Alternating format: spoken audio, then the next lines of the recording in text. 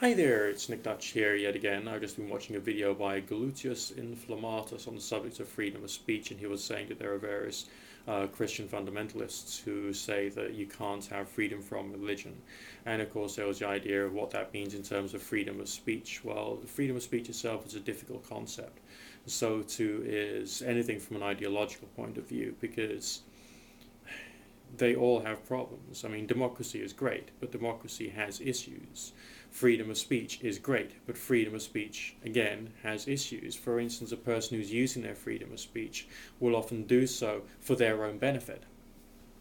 So they may be encouraging freedom of speech, but they may be using their use of language to somehow control or constrain their audience into certain little boxes, which then does the person who's doing the speaking, or their organization, or their political strain of thinking, or their culture, some positive benefit.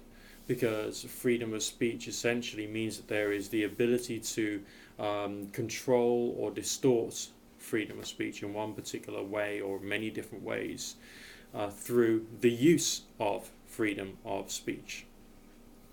I mean, the only real way to have total freedom of speech is to have your own completely soundproof room, which is isolated from the rest of the world, and they rant at the top of your head.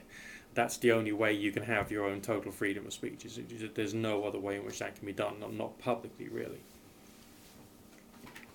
And because of freedom of speech, there's also a lot of social dangers. People can be set up as being experts of one form or another. And this is why there's a great deal of responsibility, which I personally think that we all have when we're being brave enough to sit here in front of a camera or on the internet, or to write a blog or contribute to a news article, and to think about how our words are influencing other people. Now, there's certain types of individuals out there and certain types of groups out there who are very aware of their responsibilities, but choose to go against them.